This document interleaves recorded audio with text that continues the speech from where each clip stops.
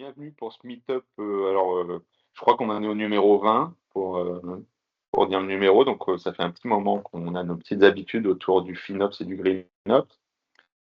Pour ce 20e meet-up, on a le plaisir de recevoir et de pouvoir écouter Believe et Atem qui vont nous faire différents reps FinOps.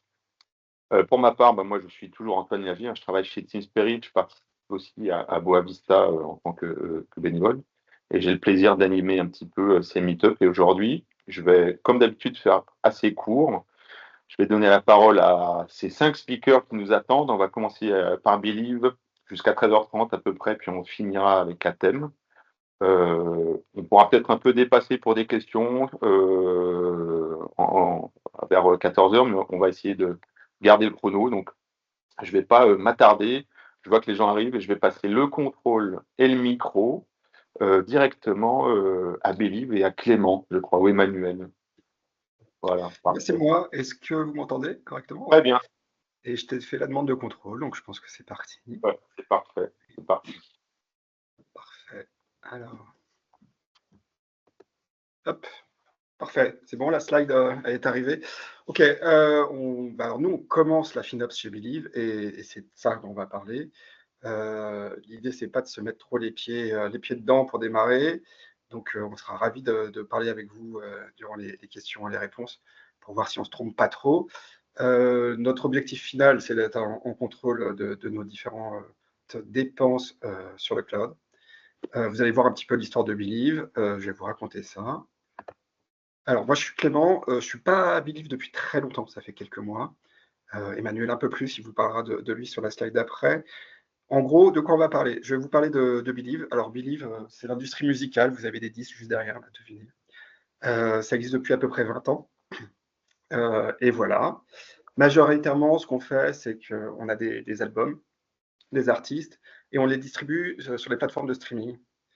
Voilà, on engage là actuellement un gros projet de transformation qui s'appelle Odyssey, qui va inclure tous les collaborateurs de l'organisation, aussi bien tech, business, produits, pour différents enjeux qu'on va vous expliquer et que je vais vous expliquer. Ensuite, on va du coup, à partir de tout ça, vous parler un petit peu des considérations FinOps et comment on pourrait l'implémenter. Et puis concrètement, c'est le 4e point, on va vous expliquer comment on l'implémente sur 3 axes, et dont un axe technique et automatisation qui sera très important et qu'on abordera. Et ben voilà, écoute Emmanuel, est-ce que tu veux nous expliquer un peu les chiffres? Eh bien oui, je pense que tu peux passer même directement à la slide suivante. Donc moi je suis chez Believe depuis 2021, donc je suis presque un vétéran. Et Believe a un ADN très très fort qui est véritablement personnifié par notre cofondateur qui est toujours CEO Denis Ladegaillerie. C'est une plateforme qui permet vraiment à tout un tas d'artistes et de musiciens, petits, gros, expérimentés ou débutants, d'accéder au marché des plateformes de streaming en particulier. Comme a dit Clément, ça représente la majorité de notre activité. C'est très centré et très focalisé sur les artistes indépendants en particulier, et ça permet de mettre en place et de permettre à ces artistes de distribuer, de conserver leur indépendance et de toucher des royalties en retour pour leur travail. Donc, en quelques chiffres, Believe, c'est des bureaux dans 50 pays, presque 2000 employés. Donc, peut-être qu'on va synchroniser 2000 employés pour 20 ans, ce qui est relativement proche. Et on arrive à 1 350 000 artistes qui sont servis directement ou indirectement par Believe. Donc, ça représente une marge, un nombre colossal d'artistes dans différents formats qui bénéficient de différents services. C'est une industrie qui est en forte croissance et Believe bénéficie d'une aura qui lui permet d'être en croissance très très forte année après année. Donc voilà, on est en plein développement et ce qui explique qu'on ait besoin nous aussi de grossir et de grandir, comme va vous le raconter Clément.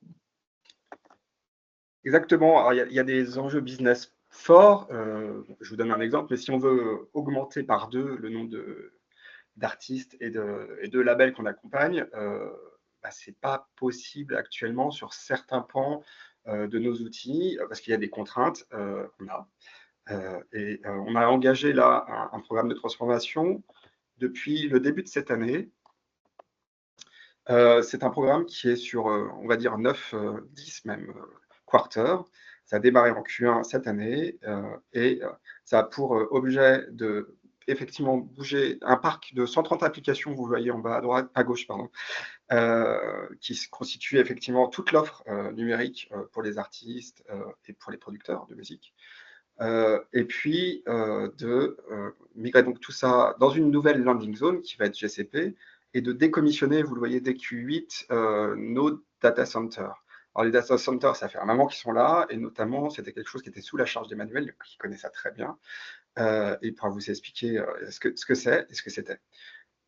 Cette migration, elle a démarré par le premier quarter, ça a été un succès. Alors, on a imaginé un certain nombre d'applications pilotes pour déployer ça dans cette nouvelle landing zone GCP et en faire les fondations. En gros, alors, juste pour expliquer cette modernisation, il va y avoir effectivement des applications qu'on va transformer, mais il y a surtout deux streams majeurs qui sont importants pour nous face aux enjeux business dont je vous ai parlé. Le premier, c'est effectivement la chaîne de logistique. En fait, ce qu'il faut se dire, c'est que si on fait un certain nombre de releases d'albums qu'on envoie sur les plateformes de streaming toutes les semaines, tous les mois, ça se compte en milliers. Si on veut doubler ça, il y a certaines contraintes dans les mécanismes qui vont faire qu'il faut absolument réécrire nos applications. Nos applications sont un peu vieilles, elles fonctionnent, mais elles ne seront pas capables d'encaisser plus d'albums à déployer par mois. Donc il y a ce premier pan, en plus effectivement de cette migration vers GCP, pardon. Et puis la deuxième chose qui peut être importante, on disait qu'on avait un certain nombre d'artistes qui se comptent en plus d'1 million, mais on a aussi ce qu'on appelle des top artistes, donc c'est des artistes très connus. Et pour eux, on a une offre de service qui est la suivante. En fait, on calcule les royalties au contrat. Donc vous imaginez, c'est des calculs très précis pour chaque album, chaque personne autour de l'album. Ça demande beaucoup de calculs. Et effectivement, à l'échelle, si on augmente, on va avoir des points de contention. Voilà. Pour redonner quelques chiffres, on a deux gros monolithes qui sont deux applications qui accueillent les producteurs, les artistes. On a fait beaucoup d'acquisitions. Emmanuel pourra vous en parler rapidement. Et puis cette migration, c'est une migration de 2,5 millions de lignes de code. Voilà. Ça engage 130 collaborateurs de tout type, tech, produit, business, etc.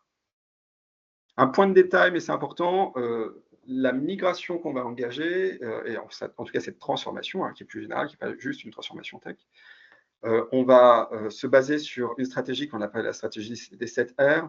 Donc, c'est une sorte d'arbre de décision pour savoir comment on peut migrer des applications. Vous avez compris que l'objectif à Q9, c'est de fermer les data centers. Donc, tout doit arriver dans la nouvelle landing zone GCP, qui est le partenaire qu'on a signé en début d'année.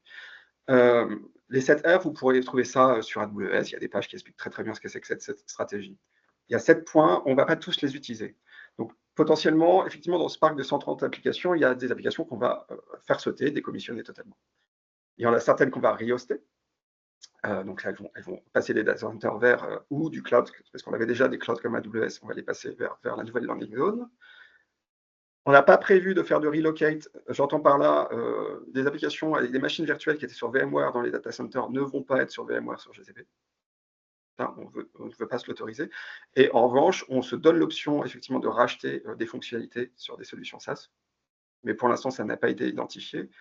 Et donc, les deux choses majeures qu'on va faire effectivement dans cette période-là de 10 quarters, c'est du rehosting et un tout petit peu de replatforming. Donc, c'est-à-dire consommer un certain nombre de services managés des cloud providers super basiques. Donc, par exemple, tout ce qui est cloud storage, du stockage block, ce genre de choses. Et puis, un tout petit peu, mais en moindre mesure, de refactoring, où là, on va vraiment consommer des services très, très particuliers de notre nouvelle landing zone. Voilà. Ça va faire beaucoup de mouvements et nous, on a besoin de comprendre, on était sur un centre de coûts tout dans du data center. Ce qu'il faut se dire, c'est que c'est 75% de nos applications qui sont encore dans le data center et tout le reste, voilà, tout doit migrer sur ces là. Donc, on a besoin de comprendre ce qui se passe, où ça, ce qu'on paye sur l'on-prem et puis ce qu'on va commencer à payer pendant cette période de transition. D'où la question, comment on va aborder ça et est-ce qu'il n'y a pas une solution, ça s'appelle le FinOps, et comment on peut le mettre en place dans l'organisation. Manuel, tu nous expliques un petit peu notre réflexion? Oui. Allez, vas-y. Revenons un peu sur l'histoire de Believe, si vous voulez bien. Donc, comme on disait, on va bientôt avoir 20 ans. Et Believe, c'est une start-up. C'est véritablement né dans l'appartement des fondateurs.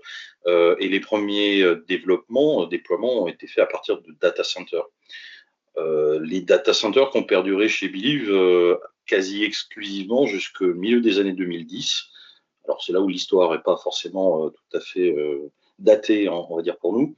Donc, il y avait des équipes très fortes qui travaillaient sur ces data centers, très constituées, très en maîtrise de ce qu'elles faisaient.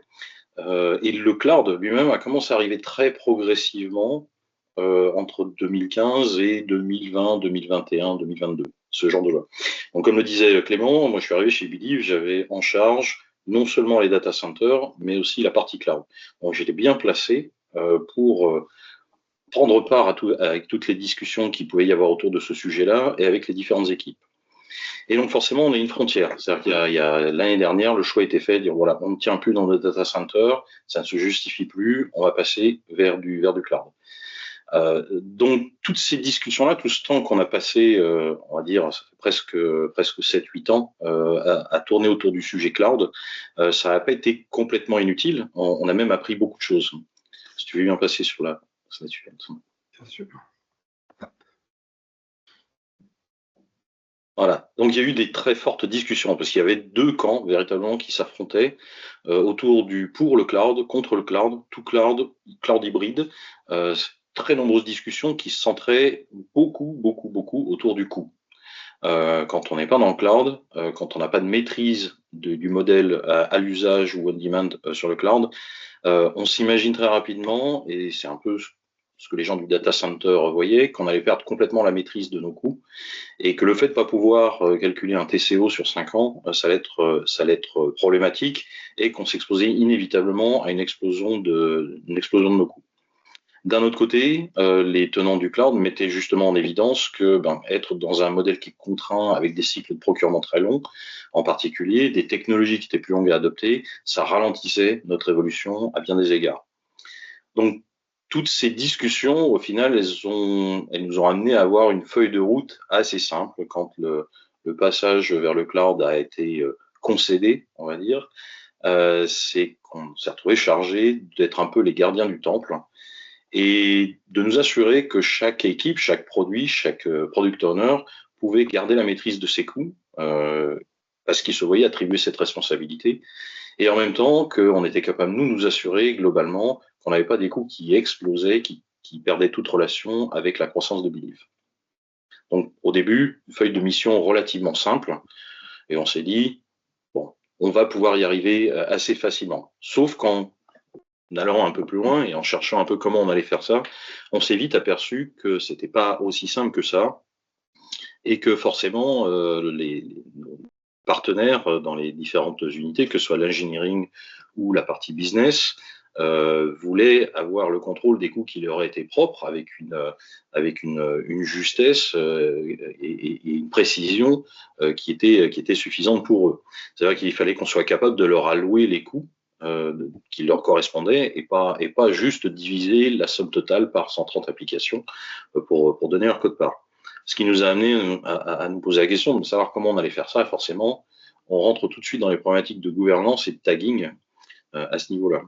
Pareil pour l'allocation des coûts partagés. Forcément, on ne peut pas se contenter de diviser, de trouver une règle simple de division. Ça peut passer pendant un certain temps, mais dès qu'on va aller vers quelque chose d'un peu plus précis, d'un peu plus mûr, c'est plus compliqué. Et puis évidemment, on ne donne pas les mêmes vues, les mêmes comptes rendus, les mêmes leviers d'action selon qu'on a affaire à un exécutif ou à un manager technique. Ils n'ont pas besoin des mêmes informations et ils ne prennent pas les mêmes décisions. Donc voilà, quand on regarde notre parc, on a quand même quelque chose d'assez complexe. On a des data centers, puisque notre transition va prendre un certain temps, et on a 3 cloud providers à l'heure actuelle. On a AWS, qui est notre cloud provider majoritaire à l'heure actuelle, un petit peu de Azure, et Google Cloud, qui est notre destination, qui commence à grossir de plus en plus. Et puis, tout ça parsemé de services SaaS qu'on consomme un peu à droite à gauche. À l'heure actuelle, selon le calcul qu'on fait, ça représente à peu près 5 millions d'euros par an. Donc tout ça, ça nous a amené, ça a pris quand même quelques mois entre le moment où on a reçu cette feuille de route et puis le moment où on s'est quand même posé la question de savoir comment on allait s'y prendre, on a mis tout ce temps-là pour réaliser qu'on n'allait pas simplement pouvoir se contenter de quelques feuilles Excel et quelques rapports, et que ça allait être véritablement une pratique à mettre en œuvre chez Believe, et qu'on avait besoin d'un cadre pour cette pratique, et que le FinOps est forcément le cadre de facto qu'on a voulu suivre. Voilà, si tu veux bien. C'est bon, on peut y aller. Donc voilà, si on regarde dans le détail là où on veut aller, on s'est rendu compte que c'est pas juste faire de la FinOps, c'est pas juste donner de la visibilité aux gens, c'est donner de l'information qui leur permet de prendre des actions. Mais ça va encore plus loin. Ça veut dire que derrière, on doit fournir à ces gens-là une autonomie de décision et s'assurer que ces gens-là collaborent les uns avec les autres. Notamment, prendre un exemple tout simple, des coûts partagés.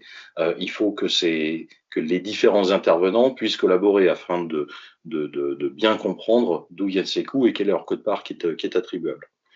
Et on s'est rendu compte forcément que ça, on n'allait pas pouvoir le faire du jour au lendemain. Donc, commencer petit, par une simple visualisation, et puis petit à petit construire ce modèle-là en partenariat avec les équipes, c'est quelque chose qui s'imposait. Et là est venue vraiment la réalisation qu'on ne pouvait pas être une équipe centrale qui pilotait, qui faisait du report, qui décidait des actions. C'est pas possible. C'est véritablement une responsabilité complète dans l'organisation, pas seulement dans l'IT, mais aussi dans la partie business, qui doit, pour exercer sa responsabilité, pouvoir prendre des décisions et agir dans un contexte particulier qui n'est pas qu'un contexte technique. Et ça veut dire aussi que le management, le top management, je parle du niveau exécutif, doit jouer le jeu derrière et doit être partie prenante et instiller cette philosophie de participation, de collaboration et de data-driven decision making. C'est-à-dire qu'on ne prend pas des décisions sur la base seulement d'un ROI attendu, mais on peut prendre en compte des facteurs réels et utiliser des forecasts et différents outils pour pouvoir décider de l'avenir d'une application. Je vais bien passer. Donc, où est-ce que ça nous laisse à partir du moment où on a reconnu, où on s'est aperçu que la FinOps n'était pas une pratique qui s'établissait à partir d'une tour de contrôle unique qui aurait tous les leviers, mais que c'est une pratique qui est distribuée, on se rend compte que c'est une pratique qui est assez proche en fait dans sa philosophie ou dans son mode de communication de ce qu'est l'agilité. C'est un outil, un environnement, un cadre de travail qu'on mette à disposition des équipes pour piloter et gérer leur activité. Ce qui veut dire que cette activité, cette FinOps, pour qu'elle fonctionne, il faut qu'elle soit conduite et pilotée à une échelle globale, ne serait-ce que pour harmoniser des choses aussi simples que les politiques de tag ou l'allocation des coûts.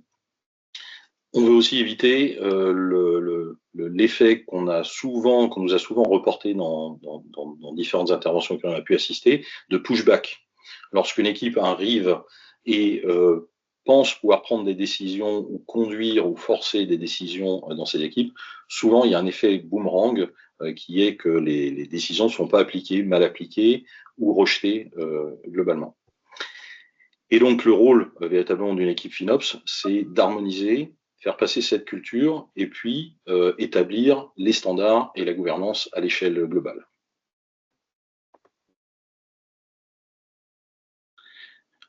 Au final, il y a quand même un rôle très pratique et physique pour l'équipe FinOps, presque très concret, on va dire, c'est de mettre aussi en évidence et de pérenniser cette culture FinOps. Parce qu'il nous semble tout à fait évident que dans les premiers temps de la mise en place de la FinOps, en particulier dès qu'on va rentrer dans les optimisations, on va vite cueillir les low-hanging fruits, comme on dit.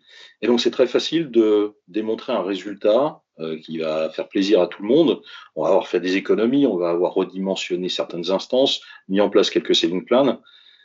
Mais très vite, à partir du moment où on atteint un niveau de maturité qui est suffisant, de pérenniser une pratique et puis d'aller vers l'architecture pour le cloud, que simplement d'aller économiser quelques centaines d'euros par-ci par-là.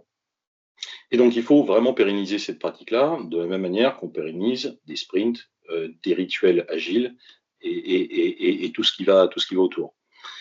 Il y a aussi un niveau qui est assez central dedans, c'est tout ce qui va être reporting financier en général et les global reports dedans qui permettent de garder le contrôle et de montrer la valeur de la FinOps à l'échelle globale.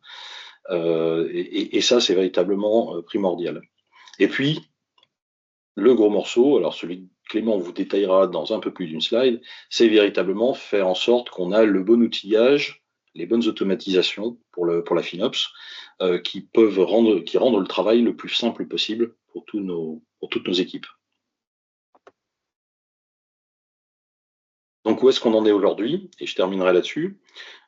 Ces quelques mois qu'on a passés, véritablement, qui nous ont amenés à adopter le modèle FinOps, n'ont pas été inutiles du tout. Comme je le disais, ça nous a aidé à reformuler et à projeter notre activité, on va dire, sur le long terme, aussi bien qu'à définir des objectifs à très court terme.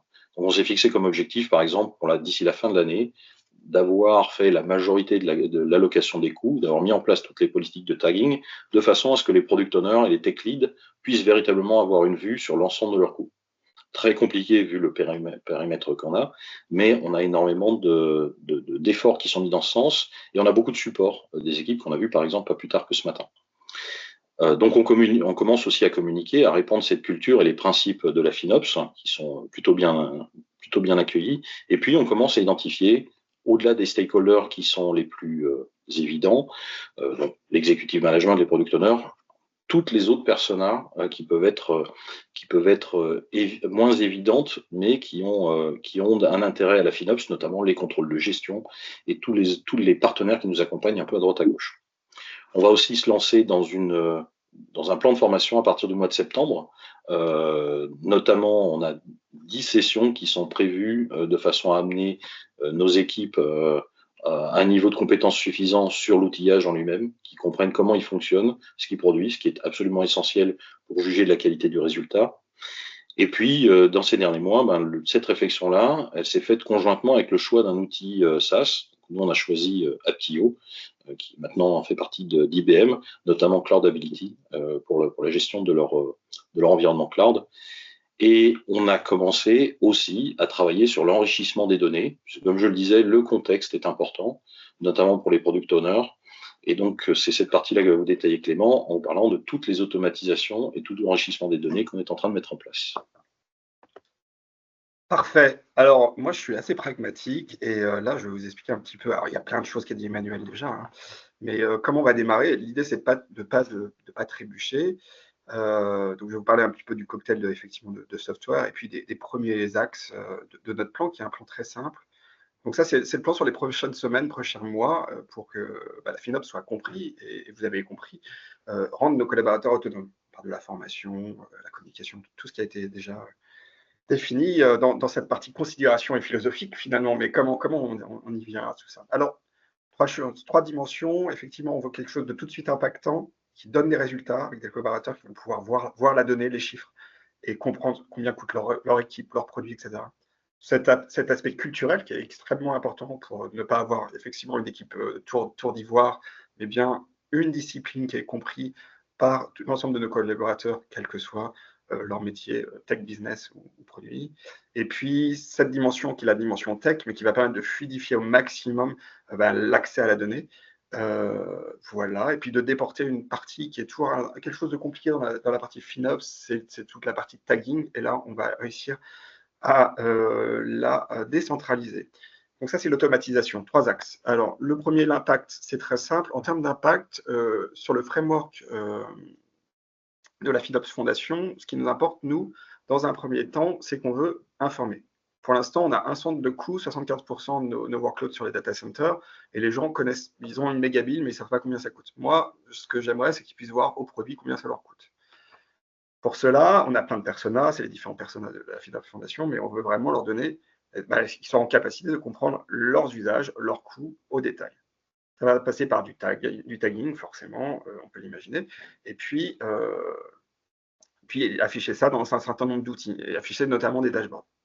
Point de vue culturel, effectivement, on l'a déjà dit, on a commencé à le faire, participer à un certain nombre d'événements de notre département, tech, produits par exemple, et commencer à exposer des données financières sur combien coûtent les produits, encore sur nos data centers, mais aussi sur la nouvelle landing zone qui est GCP.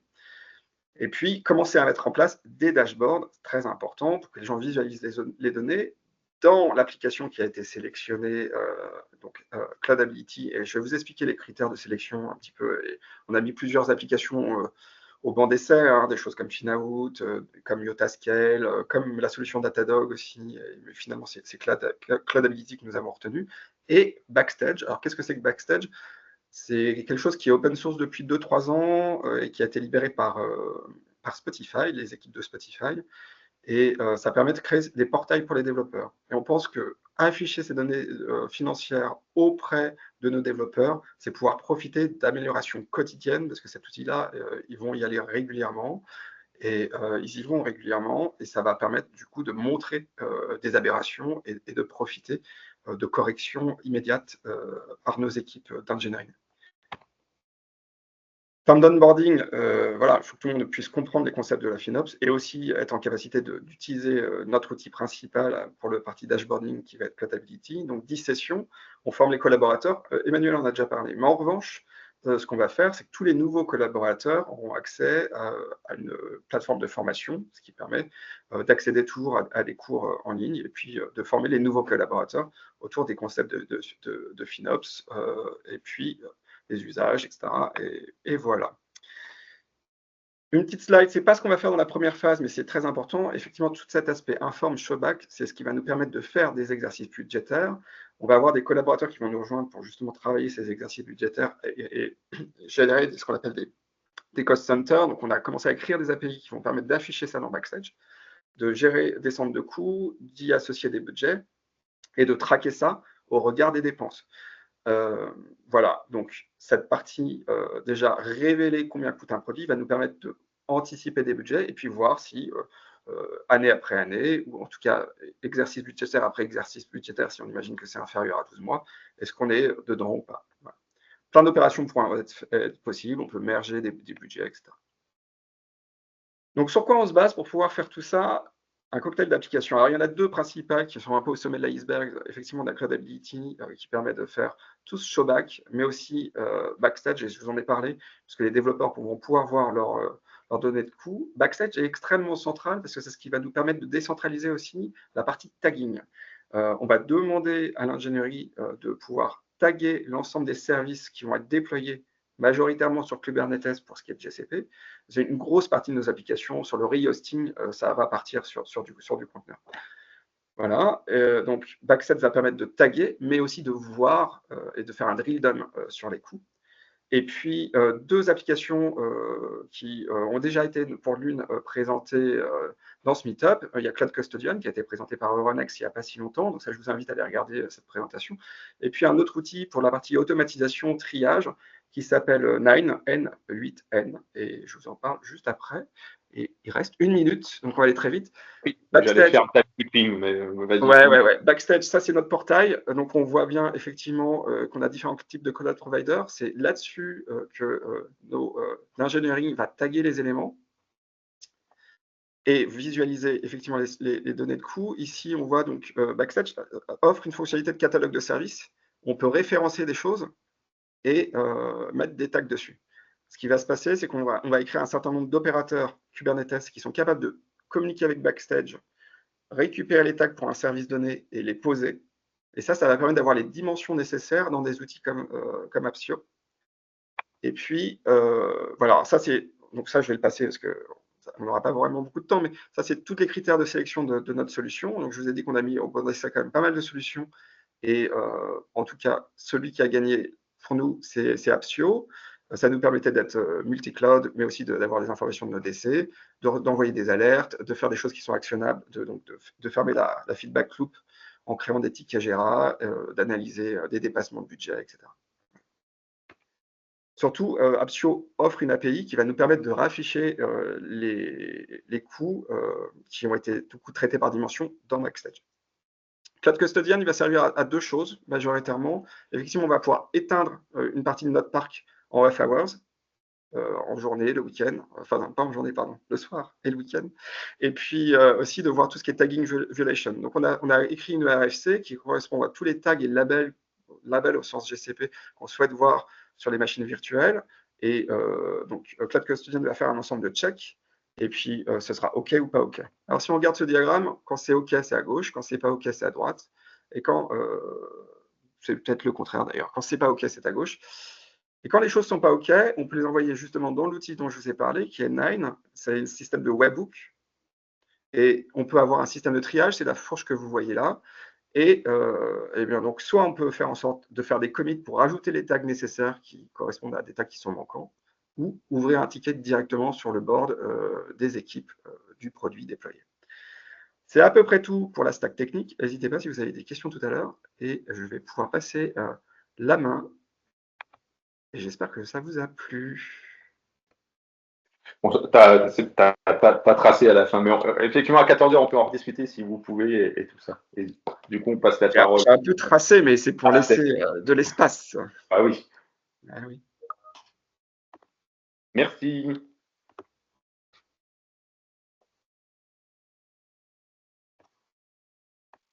Alors, j'essaie de prendre la main. Ouais. J'ai l'impression que c'est pas le bon écran qui s'affiche, non? Ou c'est bon? Non, c'est bon. OK. Parfait. Alors, bonjour à tous. Moi, je m'appelle Chris Legal. Je travaille chez Atem et on va vous expliquer un petit peu ce qu'on fait. On a la chance, donc, avec Jules, mon collègue, de pouvoir faire cette présentation et aussi d'intervenir avec Bastien de Cloud FinOps, et on va vous expliquer aussi comment Bastien a pu nous aider dans nos différents choix. Donc, petite présentation de qui on est rapidement côté Atem dans les speakers. Moi, je m'occupe de tout ce qui est architecture cloud chez Atem. Ça fait un peu plus de 6 ans que je suis chez Atem, dont 5 à faire que du cloud. J'ai monté une petite communauté cloud chez Atem, mais vraiment en interne, où on partage tous les 2 mois des architectures qu'on a déployées chez nos clients, des choses comme ça. On est à peu près 80 maintenant dans cette communauté, sachant qu'on est un peu moins de 600 chez Atem, donc c'est assez sympa. Mon background, je viens du monde du streaming vidéo, dans une autre petite boîte française. Et avant, je faisais beaucoup de network chez Bouygues Télécom. Donc un background assez telco, network, vidéo streaming et cloud. Ma petite passion sportive, c'est l'escrime. Donc c'est une grosse année avec les Jeux à Paris. Et je vais passer la main à Jules pour se présenter. Oui, bonjour à tous. Donc, je suis Jules Mermusson, je suis Cloud Solution Architect, donc je travaille avec Christelle dans la même équipe. Ça fait pour moi donc un peu moins de 6 ans que je suis chez Atem. Donc c'est ma première entreprise, hein. Avant, j'ai juste fait des stages chez France Télévisions, donc toujours dans le monde de la télévision. Si vous êtes intéressé par le monde de la vidéo, je lidais aussi un meet-up qui s'appelle Paris Vidéothèque, où pour le coup on parle de technologie dans le monde de la vidéo. Voilà. Et on est tous les deux certifiés FinOps Practitioner. C'est de l'année dernière, voilà, un peu frais. Donc, nous, on va vous parler de qui on est rapidement, parce que j'imagine qu'il n'y a pas grand monde qui nous connaît. On n'est pas du tout connu du grand public. Comment est-ce qu'on a monté notre structure FinOps chez Atem? Comment est-ce qu'on a fait l'adoption du FinOps? Différents gains que nous on voit avec l'outil FinOut. Donc, disaient Emmanuel et Clément tout à l'heure. Hein, donc, ils ont choisi Aptio et nous, on a choisi FinOut. Différents profils, différentes utilisations. Il y a plein d'outils. Il y en a pour tout le monde. Donc, c'est ça qui est assez sympa. Et enfin, qu'est-ce qu'on prépare justement pour la suite? Qui on est? Alors ça, c'est la slide corporate. Je vais vous la faire en version un petit peu accélérée. En gros, on est une boîte française qui a été créée il y a une trentaine d'années. On est listé publiquement depuis 2014. On est à peu près 600 employés répartis dans une vingtaine de pays. On fait de la vidéo, donc la technologie vidéo qu'on vend sous forme logicielle à nos clients. Nos clients, c'est des télécoms, enfin des telcos, des opérateurs télécoms, des chaînes de télé dans le monde entier, parce que si on se restreignait qu'à la France, on n'aurait pas beaucoup de clients. Donc on a un peu plus de 1000 clients dans une centaine de pays à peu près. Donc sur les 600 personnes environ, il y en a la moitié des effectifs qui sont de la R&D basés en France. Concrètement, qu'est-ce qu'on fait? Et ben en fait, on fait tout ce qui est streaming vidéo, acquisition du signal vidéo jusqu'au streaming vidéo. Donc si on part de tout ce qui est à gauche, imaginons un stade de foot, il y a des caméras, et ben nous on va avoir des équipements qui vont être installés dans des camions par exemple, qui vont récupérer ce flux, qui vont l'amener jusqu'à des content providers, soit via satellite, soit via IP, qui vont après diffuser ce contenu, donc c'est un peu des agrégateurs de contenu, soit qui vont diffuser ce contenu directement à des plateformes de streaming pour faire du streaming sur vos téléphones, tout ce que vous connaissez, ou qui vont distribuer ce contenu vers des services c'est un peu dur de mélanger le français et l'anglais, des fournisseurs de services comme des FAI, des câbles opérateurs, des choses comme ça. Et donc, le flux après vidéo, il est acheminé sur vos box. Donc, ça peut être du câble, de la DSL, de la fibre, un peu tout ce qu'on peut imaginer. Donc, nous, on fait à peu près tout après la caméra jusqu'à avant vos devices finaux. Donc, notre technologie, elle est présente à peu près partout, mais en back-office, et c'est pour ça qu'on n'est vraiment pas connu du grand public.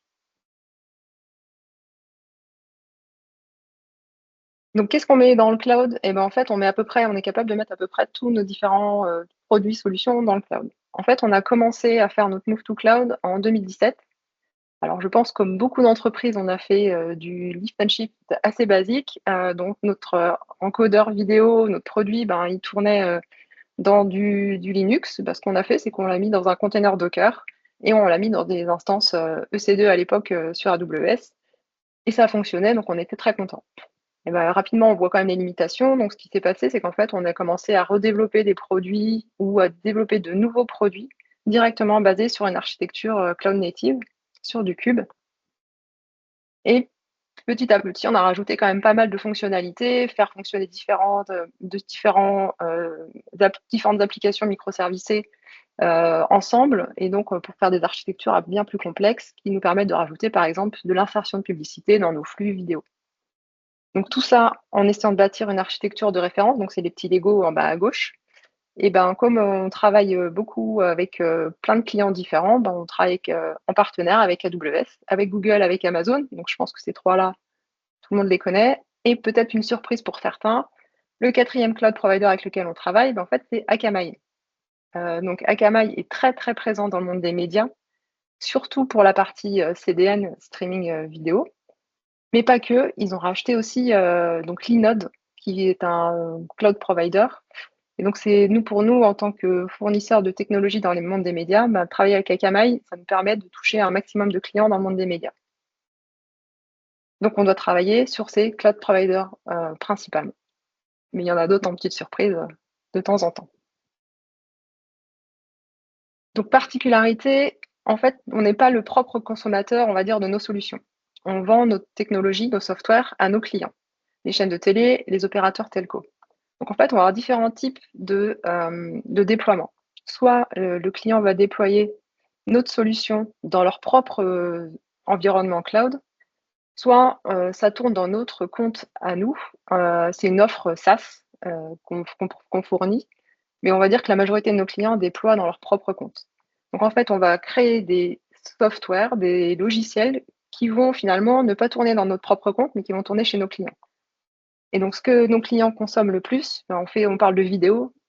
Donc, vidéo, ça veut dire, on parle de tout ce qui est le transcodage, la compression vidéo. Donc, c'est très demandeur en termes de CPU. Quand on fait de l'enregistrement vidéo, en fait, on enregistre énormément de fichiers. La vidéo, ça consomme énormément. Donc, on consomme aussi beaucoup de stockage. Et puis, le streaming vidéo, je pense que les gens avec les téléphones portables, vous voyez votre consommation en termes de gigaoctets. Ça consomme ici beaucoup des graisses quand ça vient du cloud provider. Donc, c'est vraiment sur ces trois axes où on va consommer des ressources. Il faut qu'on fasse attention en termes de coûts, un petit peu à ce qu'on fait avec nos produits.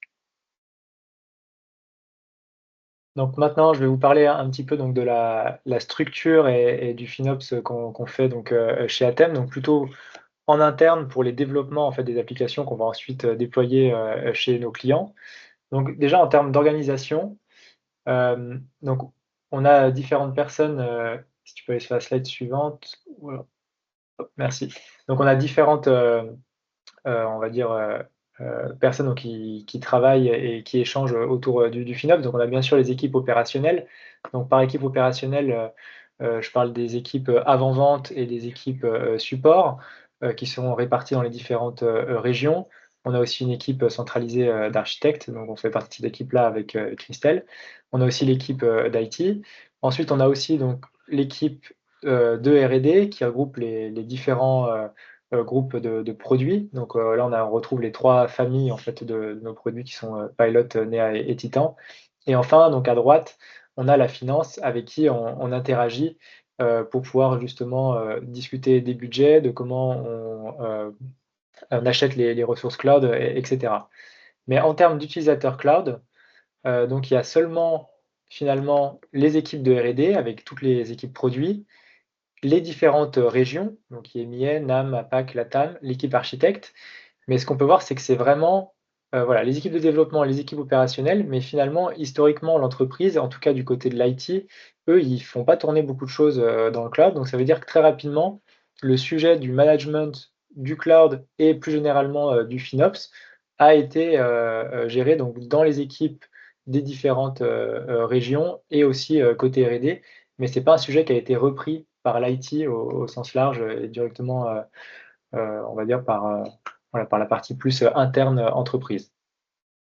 Donc, si on regarde comment on a organisé le FinOps chez nous, donc on a une équipe de gouvernance qui manage les différents comptes qu'on a donc à la fois sur Amazon, sur Google, sur Azure, sur Akamai.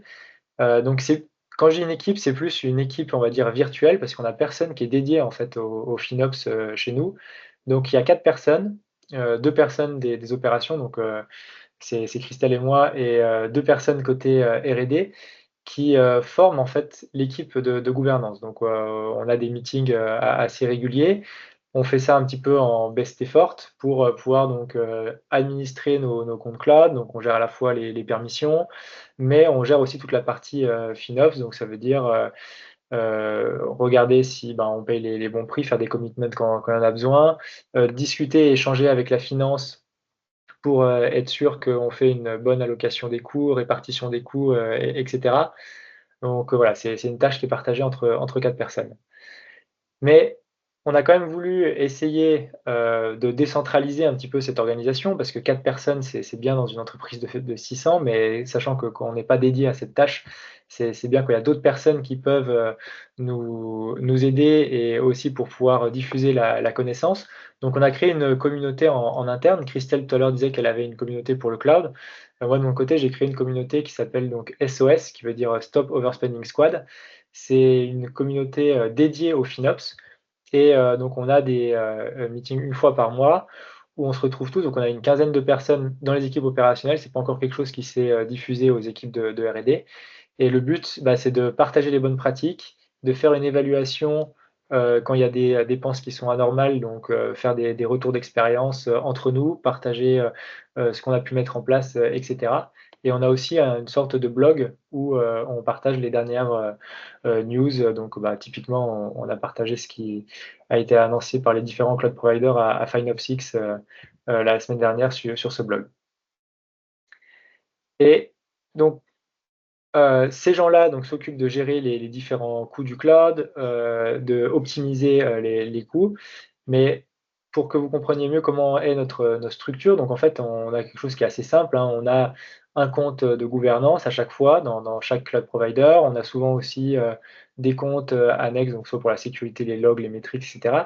Donc les coûts qui sont associés à ces comptes-là, c'est des coûts partagés qu'on va venir en fait réallouer aux différentes équipes qui sont présentes dans l'organisation, avec en plus nos comptes de production, parce qu'on a une offre SaaS qui se développe peu à peu. Et donc du coup, en termes de commitment, donc on a les saving plans qui sont pris donc au niveau des comptes de gouvernance. Si tu peux aller, voilà, ici, donc les saving plans qui sont pris au niveau du compte de gouvernance, et du coup tous les comptes enfants en bénéficient. Par contre, quand on parle des reserve instances, là, c'est vraiment chaque compte et chaque équipe qui connaît mieux les workloads en fait qui vont déployer, et si ça va durer pendant une année ou plus, et donc ils vont pouvoir prendre des instances réservées. Et après, élément aussi important pour nous, c'est la gestion des crédits, parce que donc comme disait Christelle, on est en fait partenaire des différents cloud providers. Donc on reçoit pas mal de crédits pour pouvoir développer des nouveaux produits, tester de nouvelles features, et cetera. Et les crédits, on a fait le choix de les allouer à chaque équipe pour être sûr que la personne qui a demandé des crédits, bah, en bénéficie à la fin. Donc ça nous évite en plus de faire des réallocations qui sont des fois un petit peu complexes. Mais par contre, pour ce qui est des coûts partagés, donc ce que je disais tout à l'heure, les coûts de gouvernance, de log, de métriques, ceux-là, ils sont réalloués au compte enfant, du fait que c'est des comptes, c'est des coûts partagés.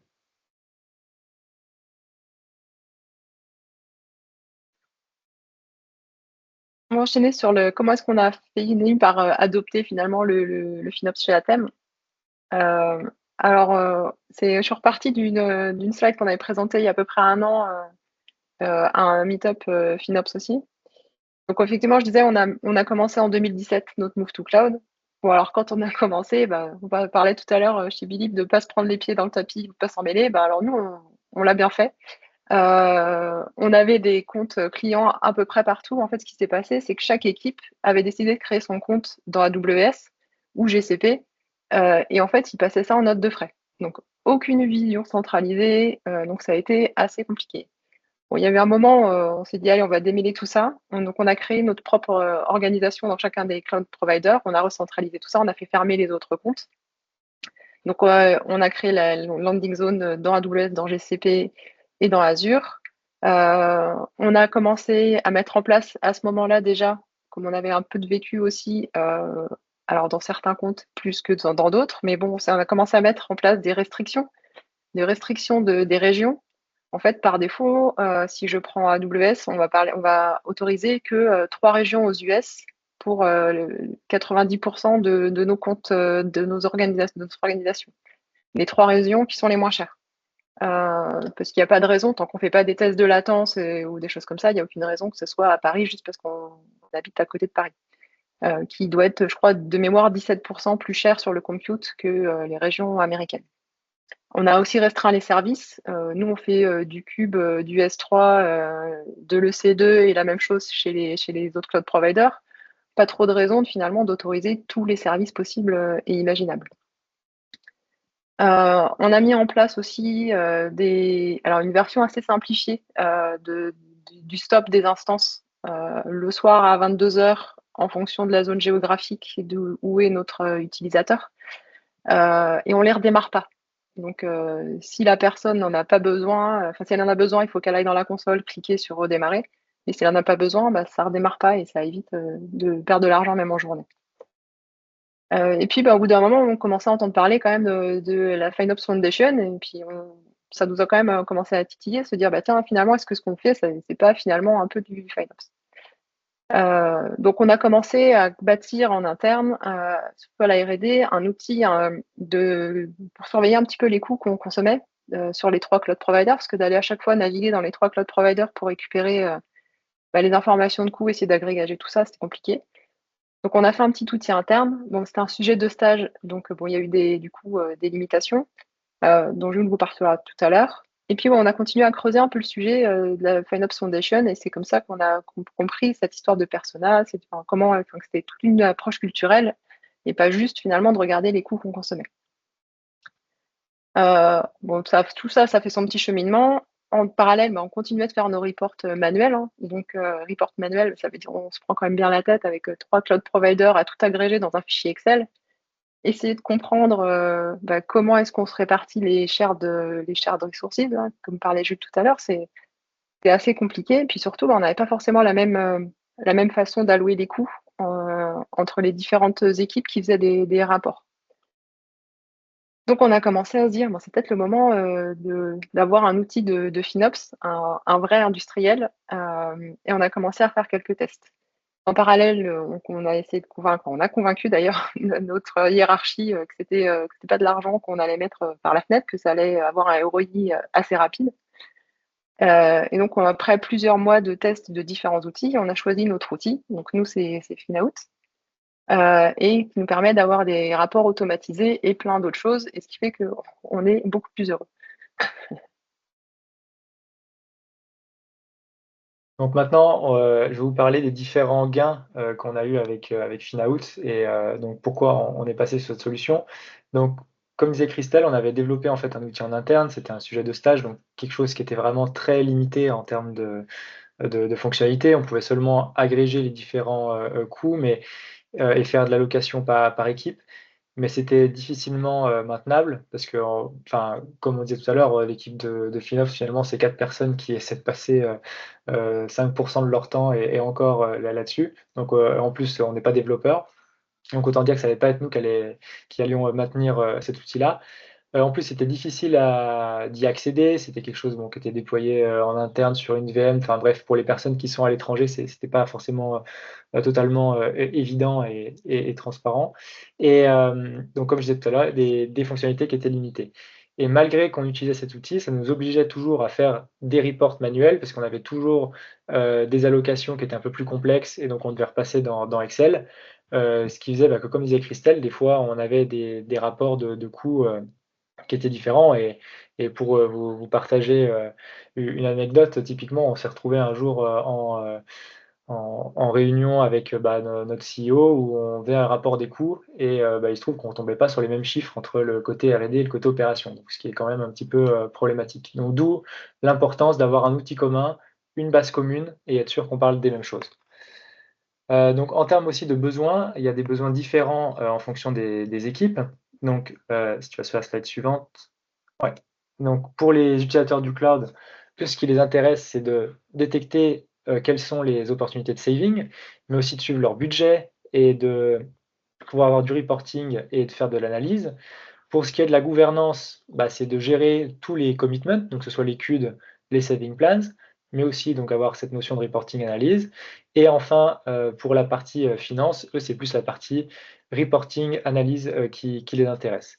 Donc ce qu'on a retrouvé dans Finaout et ce qui nous permet d'adresser ces différents points, donc pour commencer sur la partie détection des savings, donc ça c'est vraiment quelque chose, qui était attendu, par les équipes opérationnelles de pouvoir, directement identifier les ressources en fait qui sont sous-utilisées. Donc il y a un outil qui s'appelle, CostGuard et qui permet de donner des recommandations sur du right sizing, des instances même, réservées si besoin, les disques qui ne sont pas attachés, enfin bref, vraiment quelque chose d'assez large et ce qui est intéressant, c'est qu'aussi ce service-là nous permet de faire de la pédagogie auprès des équipes parce que, des fois, ils comprennent pas forcément pourquoi ils ont tel et tel coût. Là, au moins, ça donne de la visibilité. Ils savent où passent leurs coûts et si c'est des choses, sur lesquelles ils peuvent agir.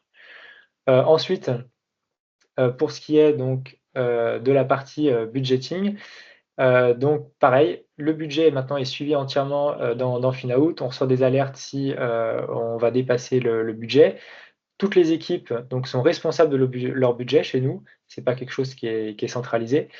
Donc chaque équipe a une vue maintenant sur son budget, l'évolution et ça permet encore une fois de décentraliser. C'est plus seulement, l'équipe de gouvernance qui a une vue sur le budget et qui, va par la suite alerter les équipes. Là, elles sont totalement autonomes. Elles paramètrent leur budget, le suivent et font des ajustements s'il y a besoin.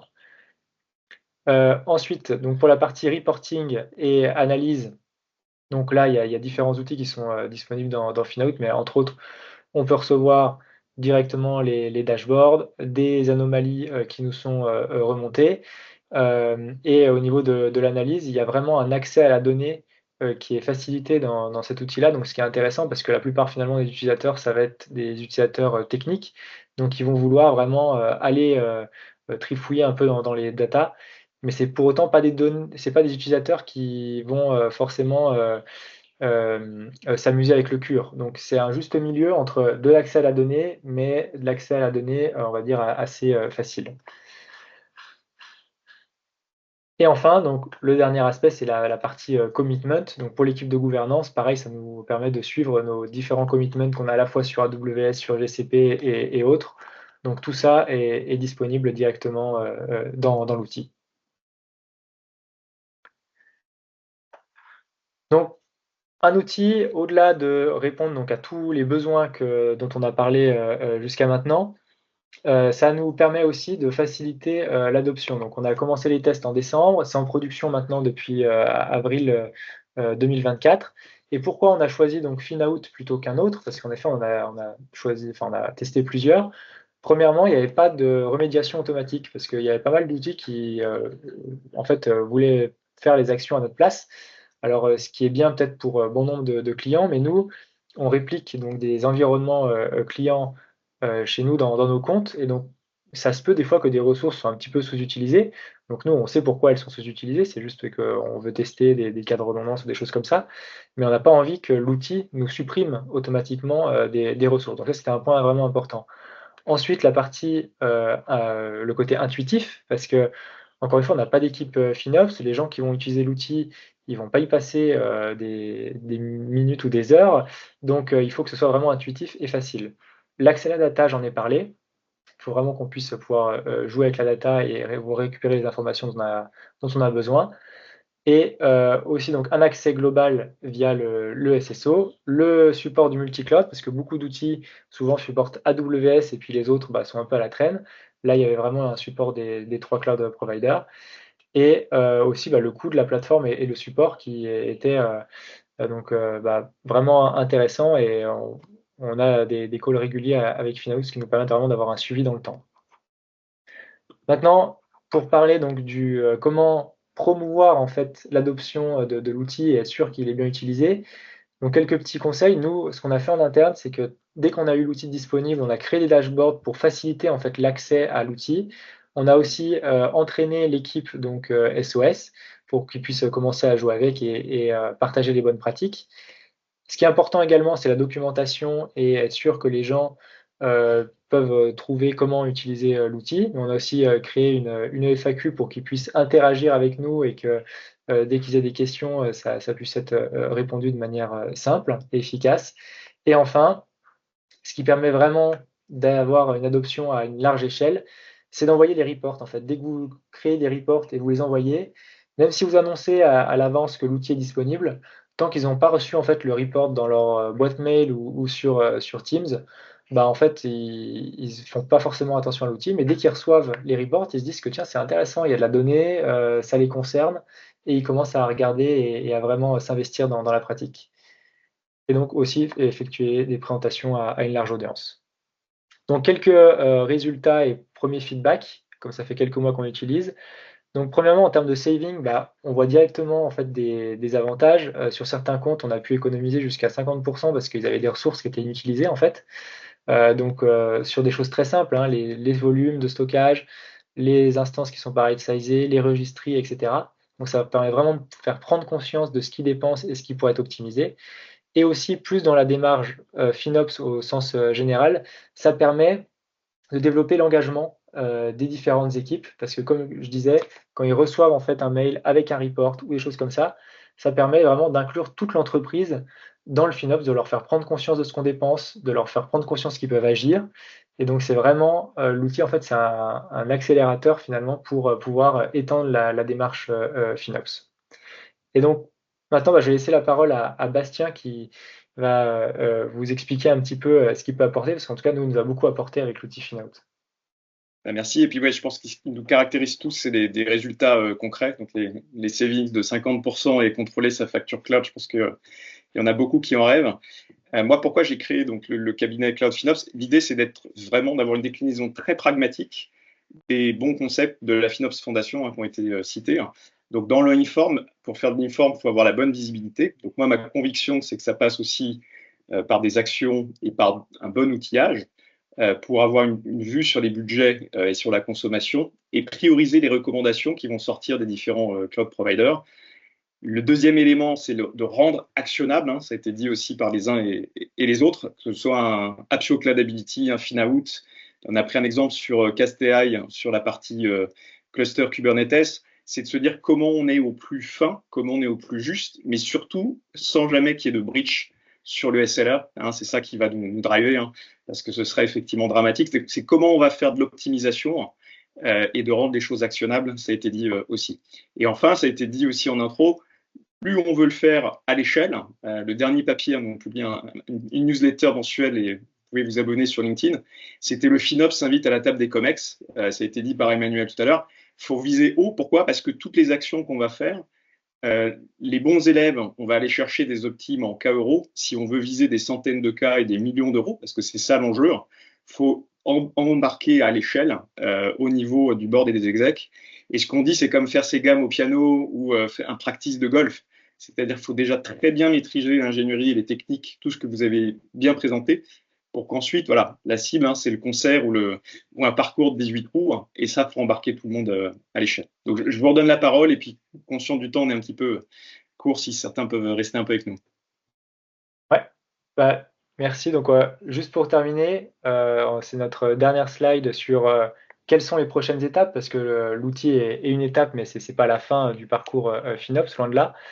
Donc, premièrement, c'est l'automatisation. On a donc des scripts qui permettent d'éteindre automatiquement les VM, mais il faut qu'on améliore ça. On va entre autres introduire Cloud Custodian, comme ça avait été dit, pour faciliter cela et entre autres que ça marche bien avec les clusters Kubernetes. On va aussi améliorer notre stratégie de tagging, parce que donc on avait déjà une stratégie qui était en place, qui nous donne des bons résultats. Et malgré tout, avec Finout, on s'aperçoit qu'il y a toujours des ressources qui sont pas taguées ou mal taguées. Donc il faut qu'on améliore cette politique en interne et ça va être un des gros chantiers qu'on aura à faire. Et enfin, toute une partie autour de la gamification.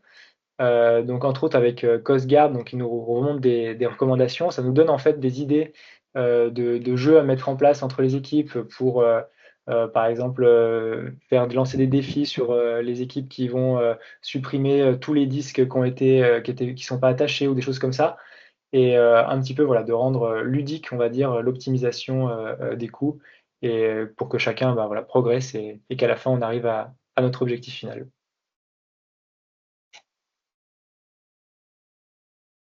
Super, merci. Unmute, Antoine. Je croyais que j'avais appuyé merci, je disais. Et on a dépassé un petit peu, mais on a le temps de prendre quelques questions. Je sais que Christelle, il faut peut-être que tu... Ouais, il faut que jump sur l'autre côté. Ah, voilà. Merci à tout le monde. Et, il Grand restera merci. pour Athènes. Est-ce que quelqu'un veut prendre la parole, poser une question ou compléter des choses sur le Q&A peut-être? Et là, je m'adresse à tout le monde. Maru, lève la main, vas-y. Merci. Merci. Attends. Il y avait de l'écho. Ah, alors Maru s'est remuté. Alors, je ne sais pas, peut-être quelqu'un d'autre en attendant qu'on règle le souci. Pardon, j'avais de l'écho parce que j'étais sur le voilà. portable au départ. Sur le dashboard de Finout, le dashboard, je me rappelle plus de la slide. Il y avait une slide avec plusieurs écrans et il y avait une partie reporting et analytics tout en bas. Et je voulais savoir si l'équipe pouvait nous expliquer à quoi ressemble le dashboard généré. Je me rappelle vraiment plus. Ça devait être il y a peut-être 5 ou 6 slides. Ouais. Ça, Celui-là? oui, reporting and analysis, oui. Ouais, donc en fait, on a créé différents dashboards en fonction des besoins des différentes équipes. Parce que donc, les équipes, des fois, ont plusieurs comptes. Et du coup, il y en a qui ont de la production, d'autres pas. Donc, ils ne s'attendent pas à avoir exactement les mêmes informations. Globalement, ce qu'on a mis à leur disposition dans un premier temps, c'est une vue de leurs dépenses sur les 30 derniers jours pour qu'ils puissent avoir en fait une tendance et se rendre compte de ce qu'ils dépensent.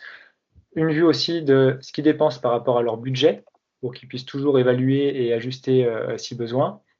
Et après, on fait aussi remonter les principaux projets sur lesquels ils travaillent. Donc pour nous, ça va être nos clients en fait. Donc quand on fait des tests pour les clients, on a un tag qui identifie le projet, donc le nom du client, et on fait apparaître les noms des principaux clients, donc le top 5 en fait des projets qu'on a en cours, que ce soit sur AWS, Google et Azure. Donc pour que directement un manager il puisse savoir où c'est qu'il dépense son argent, quoi, pour quel client. D'accord, il y a un modèle derrière qui probablement est customisé, donc suivant la structure organisationnelle de l'utilisateur, c'est ça? C'est customisable avec une note. Ouais, c'est ça. En fait, alors déjà, pour regrouper les coûts, il y a une notion de taille virtuelle. Donc, par exemple, pour nos équipes, elles ont des comptes à la fois sur Amazon, Google, Azure. Donc, on regroupe en fait ces consommations via un virtual tag. Et plus après, on crée des dashboards différents en fonction des équipes. Donc, voilà, chaque équipe a vraiment une vue personnalisée en fonction de ses besoins. Good. Quelqu'un d'autre? J'ai l'impression que dans la partie Q&A, on a répondu à toutes les questions. sauf la mienne, mais je le prends pas mal. Ça, c'est pas grave. Juste un follow-up, pardon, j'arrive pas à me démuter. Ce sera les dernières, je promis. Vas-y. Juste, en fait, je remarque reporting et analysis, c'est dans trois catégories différentes. Tu viens de m'expliquer que vous définissez les dashboards. C'est un peu comme du BI, c'est ça? Exactement. D'accord. C'est exactement ça. En fait, les différents utilisateurs, donc que ce soit les utilisateurs vraiment du cloud, l'équipe de gouvernance, la finance, ils ont tous des besoins d'avoir du reporting. Ils ont tous besoin d'avoir une vue en fait sur les coûts. Donc c'est exactement voilà, c'est de la BI, hein, donc ils vont recevoir les dashboards chez eux. Et les dashboards sont interactifs, donc directement ils peuvent aller en fait en profondeur, analyser les données et aller au plus près là. Si par exemple ici on voit là sur le dashboard, on avait une vue des coûts donc AWS et GCP, mais si après en fait tu cliques sur les dépenses par exemple d'AWS, tu peux aller voir directement les services, les instances, remonter même à la ressource près. Donc ils ont vraiment une très grande granularité et ils peuvent aller très très loin dans l'analyse. Merci. Le reste, je le poste sur LinkedIn. J'arrête parce que sinon. Je ne sais pas si quelqu'un veut parler encore. Effectivement, 14-7, on en a perdu pas mal, mais il reste des gens encore si quelqu'un veut intervenir. Et peut-être après, dans les précisions, puisque ça a été dit dans le chat, donc Coast Guard, c'est un module, une fonction à l'intérieur de Finaout. Ouais. Et comme tu as effectivement Virtual Tag et Megabill, qui est l'agrégation des différents cloud providers et SaaS providers, parce qu'on a fait un focus cloud, mais avec l'idée, et le marché va dans cette direction, de se dire au-delà des trois grands cloud providers en cours, d'avoir la même approche sur un Snowflake, un Datadog, etc. Parce que même si le spending va être moindre, la logique est commune et la FinOps Foundation encourage sur Focus, ça va aussi bien nous occuper.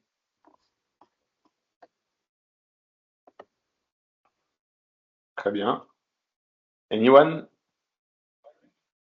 Sinon, on peut reprendre une activité normale. Hein. Et en fait, pour le chargeback, pour les équipes, j'ai lu une réponse dans le chat. Il y a une explication, un pourcentage du coût total par équipe. Mais ça se fait comment le chargeback on regarde sur le dernier quarter comment était le split et on applique au prochain pour faire des prédictions. Comment on fait? Ou c'est juste du historique? Comment vous faites concrètement pour gérer? Parce que sinon, moi, je ne veux pas être le manager d'une équipe qui se fait toujours avoir, qui paye 10-20% en plus de son budget. Et je ne veux pas avoir des discussions pas amicales avec les gars de gouvernance pendant la pause midi. C'est pas ça que je me pose comme question. Non, en effet. Alors, donc les coûts communs, ils représentent environ un peu moins de 10% en fait des dépenses de chaque équipe. Et après, c'est quelque chose qui est pris en compte dès le budgeting. En fait, tous les managers sont au courant qu'il y a ces coûts communs, donc il n'y a pas forcément de surprise. Ils savent en fait que ça va représenter 10% de leur coût au global. Et après, directement dans FinOut, ça c'est une feature là qui arrive dans les tout prochains jours, où on va pouvoir directement en fait faire la répartition en fait en temps réel. Donc dans les dashboards auront déjà la réallocation de coûts. Donc c'est pas une mauvaise surprise qu'ils découvriront à la fin du quarter, mais c'est vraiment quelque chose qu'ils auront directement en permanence en vue.